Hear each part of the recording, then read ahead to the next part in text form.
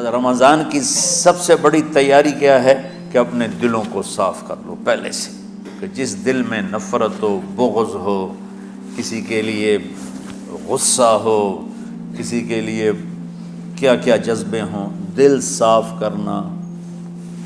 ہمارے گھروں میں روزانہ جھاڑو ہوتا ہے، یہاں مدرسے میں روزانہ صفائی ہوتی کہ نہیں ہوتی؟ چونکہ دنیا کی اصل گندگی ہے تو جھاڑو ہاتھ سے نہیں چھوٹ سکتا۔ حرم شریف میں دیکھا کیسے چاروں طرف خدام پھر رہے ہوتے ہیں برش لے کر، تو دل پہ غبار ایسے آتا ہے جیسے صحن میں غبار آتا ہے، دل پہ گندگی ایسے آتی ہے جیسے صحن میں آتی ہے۔ تو ہم نے نظام بنایا ہوا ہے، لوگ مقرر ہیں وہ روزانہ جھاڑو دیتے ہیں۔ تمہارا دل ایک آنگن ہے، ایک صحن ہے، اس میں بغض، نفرت، حسد، پتہ نہیں کیا کیا گندگیاں آئیں گی اور آتی رہیں گی۔ بچوں ایک کام کرو، جھاڑو پکڑ لو، صاف کرو۔ یا اللہ معاملہ تجھ سے کرنا ہے، لوگوں سے نہیں۔ کسی نے برا کہا، کسی نے غیبت کی، کسی نے گالی دی، کسی نے دھکا دیا، کسی نے حق مارا، کسی نے کچھ کیا، یا اللہ تیرے سپرد میں نے اپنے دل کو سب سے صاف کیا، میں نے اپنے دل کو سب سے صاف کیا۔ یہ اتنی بڑی عبادت ہے کہ بڑے بڑے نفلوں والے، تہجد والے، حج عمرے روزے والے تمہیں نہیں پکڑ سکیں گے، چونکہ اس کا کرنے والا دنیا میں کوئی نہیں۔ نفل پڑھنے والے تو بے شمار ہیں، عمرے کرنے والے بے شمار ہیں، علماء بے شمار ہیں، حاجی بے شمار ہیں، سخاوت کرنے والے بے شمار ہیں، لیکن اس ٹکڑے کو صاف کرنے والا لاکھوں میں ایک بھی نہیں ہے۔ مشکل کام ہے، آپ یہ سیکھ لیں، صاف کرو، صاف کرو، صاف کرو۔ یہ رمضان کی سب سے بڑی تیاری اور علم کو حاصل کرنے کی سب سے بڑی چابی ہے کہ اپنے دل کو کھلا کر لو۔ کوئی چیز خالی ہوگی تو کچھ آئے گا۔ جس دل میں بغض بھرا ہو، نفرت بھری ہو، حسد بھرا ہو، کینہ بھرا ہو، اس میں خاک آئے گا، اس میں تو علم کی ایک کرن بھی نہیں آئے گی۔ اس زبان سے چاہے جتنے مرضی موتی بکھیرے، دل اس کا اندھا ہوگا۔ لا تعمى الابصار ولكن تعمى القلوب التي في الصدور۔ یہ آنکھوں سے اندھے نہیں، دل سے اندھے ہیں۔ تو بچوں اپنے دل کو صاف کرنا سیکھو۔ وہ کتنی مشہور حدیث ہے، آپ نے کہا اس دروازے سے ایک جنتی آ رہا ہے، تو ایک انصاری صحابی داخل ہوئے، جوتا ہاتھ میں، داڑھی میں وضو کا پانی۔ اگلے دن اس دروازے سے ایک جنتی آ رہا ہے، تو ایک صحابی آئے، ہاتھ میں جوتا، داڑھی میں وضو کا پانی، وہی صحابی۔ اگلے دن اس دروازے سے ایک جنتی آ رہا ہے، تو وہی صحابی 3 دن جنت کی بشارت لی۔ اس صحابہ کی جماعت میں ایک شخص ہیں جن کا نام ہے عبداللہ بن عمرو بن عاص۔ ان سے بڑا عبادت گزار صحابہ میں کوئی نہیں تھا، نہ سابقین میں نہ متاخرین میں، نہ پہلوں میں نہ بعد والوں میں۔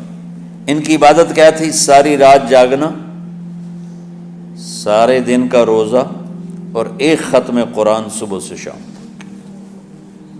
اتنی اللہ نے طاقت دی تھی۔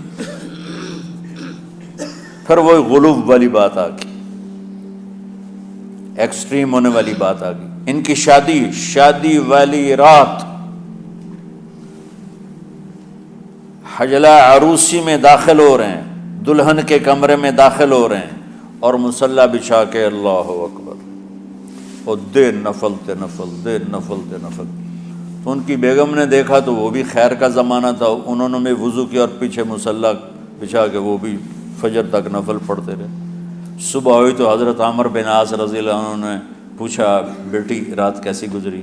کہا جی ماشاءاللہ آپ کے بیٹے تو بڑے عبادت گزار ہیں، ساری رات نفلوں میں ہی گزری۔ تو وہ ان کو شکایت کر دی۔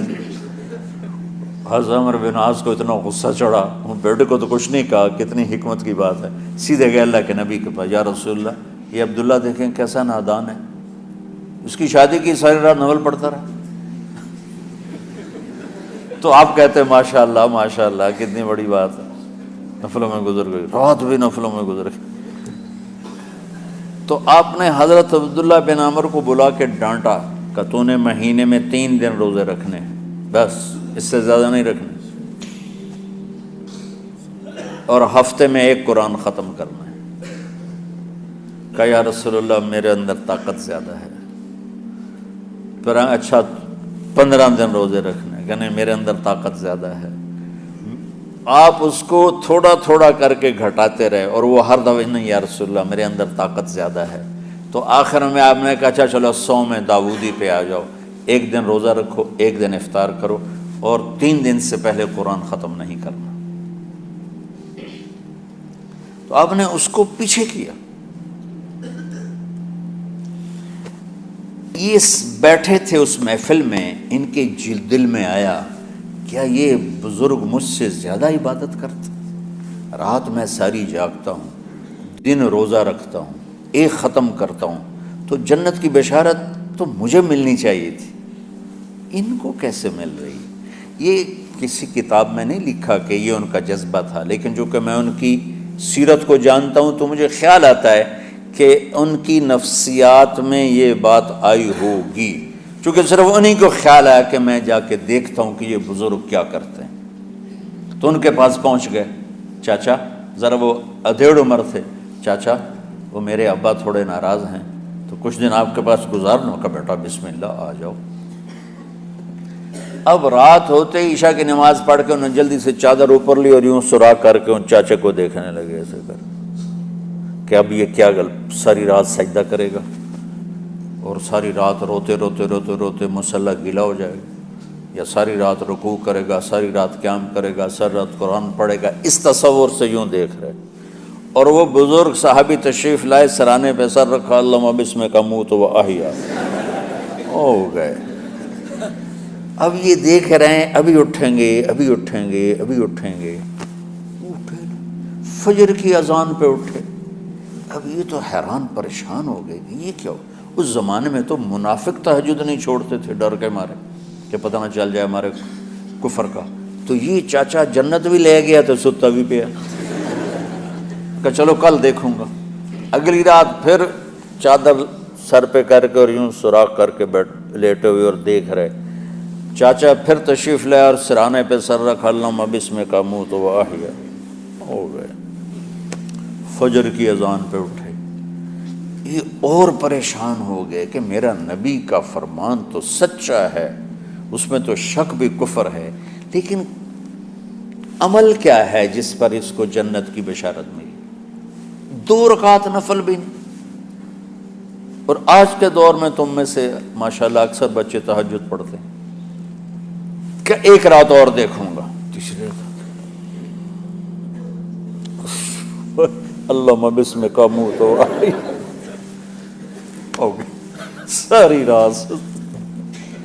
تو تیسری رات پھٹ پڑے عبداللہ بن عمر، کہنے لگے چاچا میری ابا سے کوئی لڑائی نہیں تھی، 3 دن میں تیرے بارے میں سنتا رہا، جنتی جنتی جنتی۔ میں دیکھنے آیا تھا کہ آپ کیا کرتے ہیں، آپ تو کچھ بھی نہیں کرتے ہو، ساری رات سوتے رہتے ہو، اب کیا کرتے ہو؟ انہوں نے کہا بیٹا یہی ہے جو تم نے دیکھا ہے۔ اب ان کو سمجھ میں نہیں آ رہا کہ یہ جوڑ کیسے بٹھاؤں، ادھر جنت کی بشارت، ادھر ساری رات خراٹے، اب یہ اس میں جوڑ کیسے بٹھاؤں؟ کیونکہ نبی کی بات تو غلط ہو نہیں سکتی۔ تو اب وہ نا ایسے نا بڑے بے دل سے ہو کر واپس مڑے، پتہ نہیں کی چکر ہوئے گی کوئی گل۔ جب وہ دروازے تک پہنچے تو کہنے لگے بیٹا ادھر آنا، واپس آ گئے۔ کہا میں تمہیں اصل راز کی بات بتاتا ہوں۔ کہا کیا ہے کیا ہے؟ تو یہاں ہاتھ رکھا، کہا یہ جو دل ہے نا اس میں کسی انسان کی نفرت نہیں۔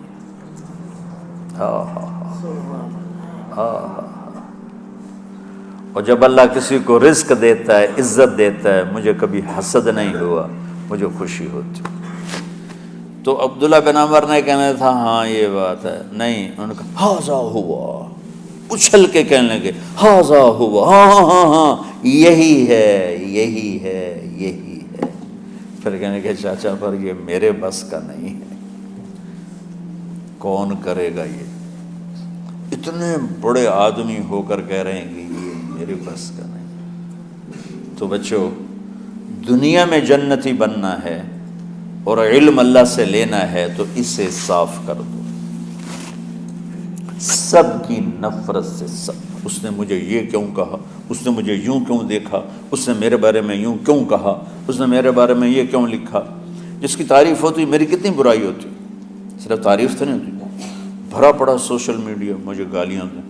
اللہ کے فضل سے میرے دل میں ایک ذرے کے برابر کبھی کوئی منفی جذبہ نہیں آیا، آئے تو میں دھو کے صاف کر دیتا ہوں، یا اللہ میں نے اپنے دل کو صاف کیا، میرا معاملہ تیرے ساتھ ہے، کسی کے ساتھ نہیں۔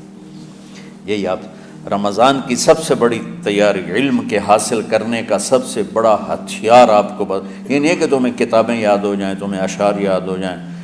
تو ساری امت سے کہتا ہوں رمضان کا استقبال کرو، دلوں کو صاف کر کے، نفرتوں کو مٹا کے، مذہبی نفرت، دنیاوی نفرت، رشتوں کی نفرت، بول چال کی نفرت، سیاست کی نفرت، لین دین کی نفرت، ان سب سے اپنے دل کو صاف کرو تاکہ رمضان میں اللہ نے علم اتارا، اللہ تعالیٰ آپ کو علم عطا فرمائے، اور باقی لوگ جو عام دنیا میں زندگی گزار رہے ہیں ان کے دلوں میں اللہ رمضان کا نور اتارے اور اپنے اور ہدایت کا نور اتارے۔